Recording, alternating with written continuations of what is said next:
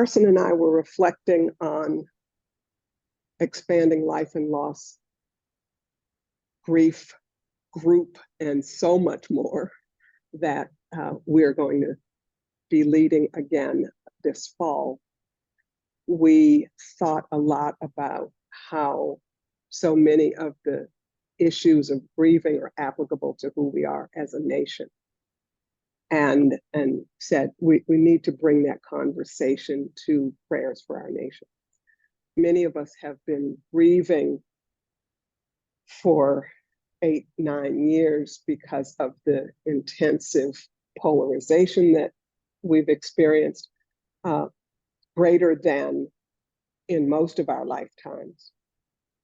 Some of us are grieving because of COVID and the impacts of that in so many ways we have not had ample opportunity to do another part of the grieving. We did some of the intense stuff, but there was thing after thing after thing after thing. And depending upon what part of the country you live in, you might have experienced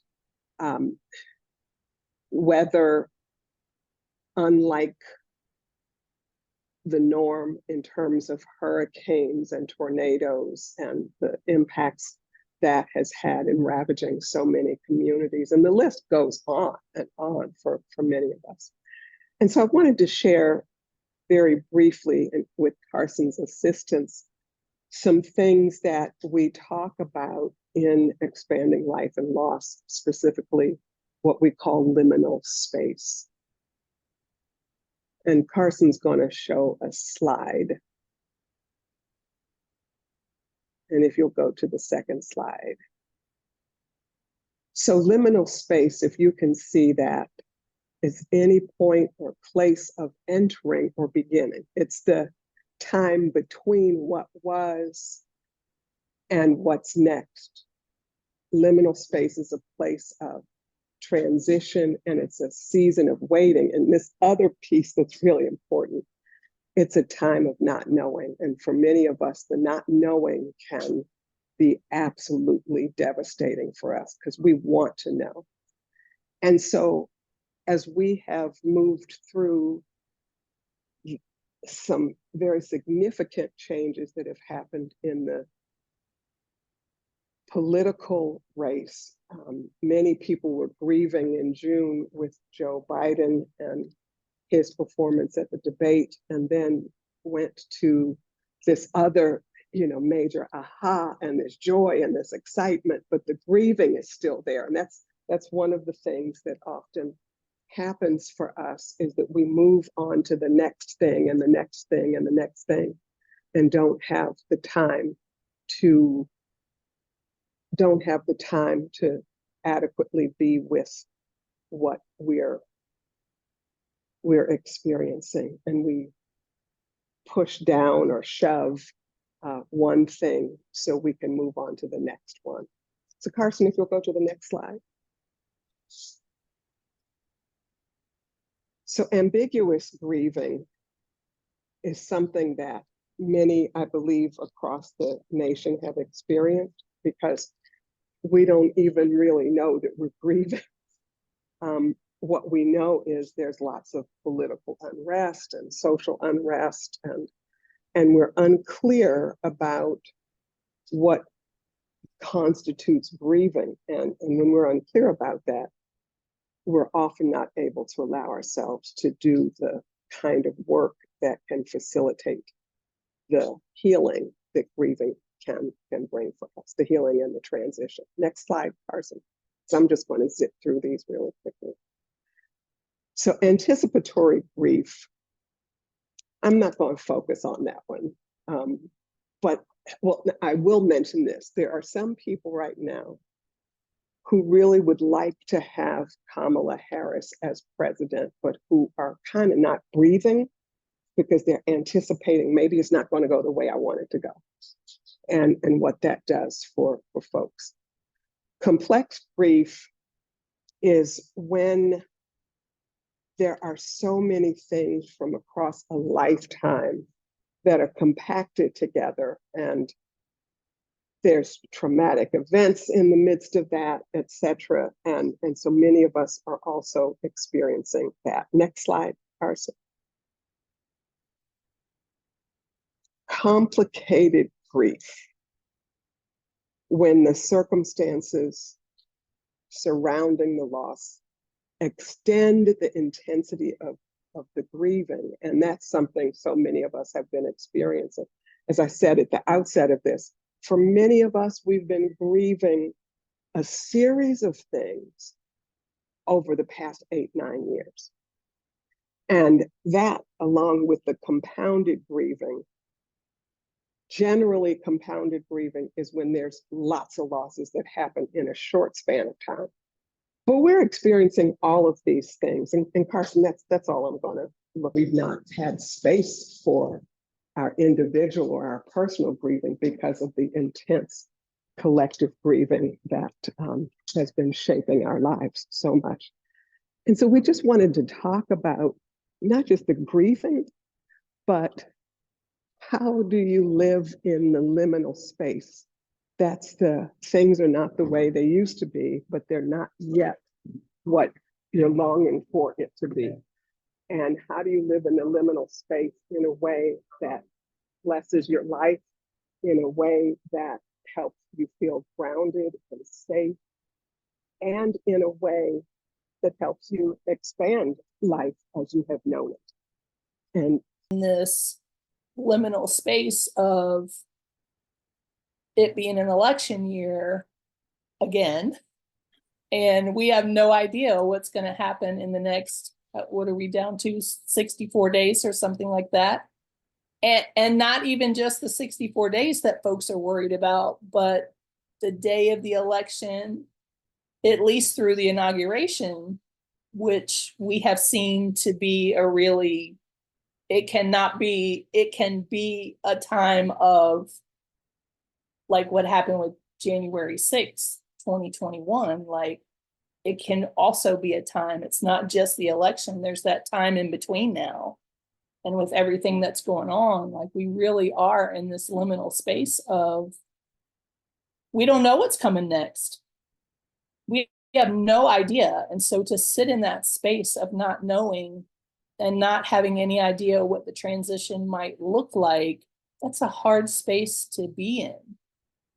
And so, you know, what kinds of things might we do during this liminal space for our own health and well-being to be able to get up every morning and keep going, right?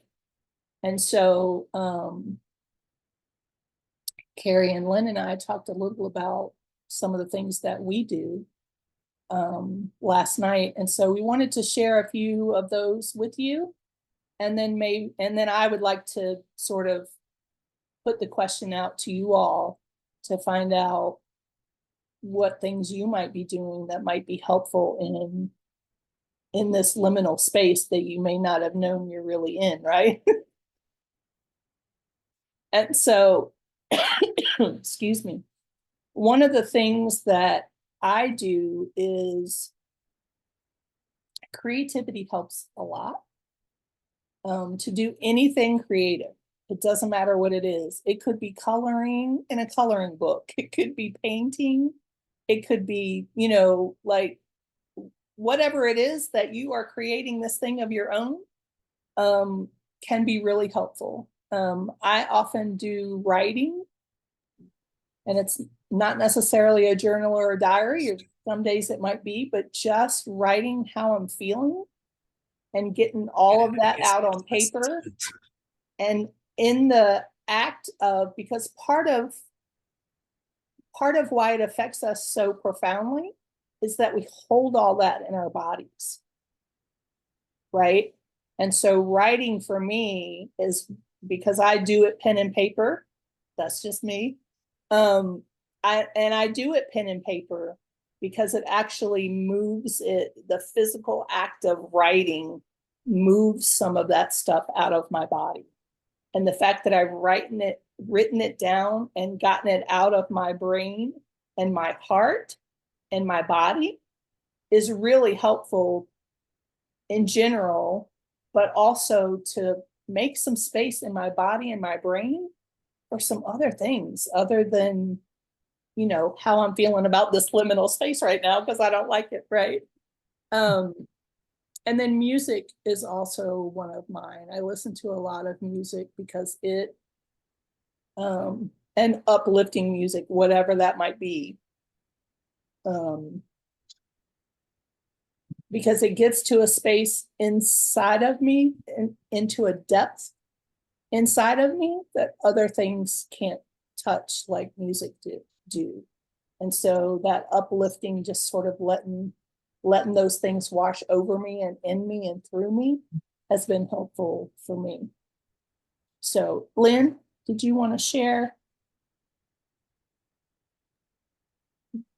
Thank you, Carson. Yes. Some of you may remember that in July, I went on a news fast for a week. And I'm a news junkie, but I went on a news fast and I had such a sense of peace that it lasted more than a week. And I have been not watching as much news as I had been. So that is one of the things that for me was very important to really control the amount of news that I consume. Of course, after the debate, I was right back into my news junkie mode, but I've settled down a little bit and backed away from that. The other thing that is probably has always been for decades has been a place where I find peace is to go walking or hiking in the woods and to be to be outside, to be in nature, perhaps to do some gardening, to get my hands in the dirt, or just simply to be going for a walk in a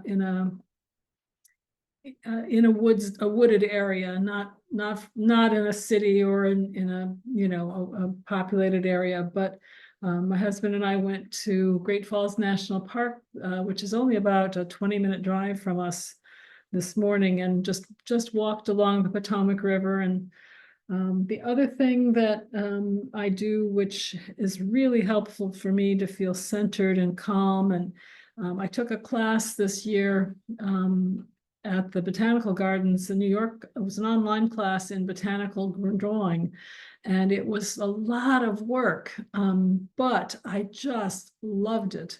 And so now I'm trying to find time I will often not have time to take out a sketchbook because it's the way they teach botanical garden drawing at the New York Botanical Gardens is very, very precise. And I don't usually feel I have the time for that, but I'll take a photo and maybe just ID the plant. I did that with a new plant I learned about.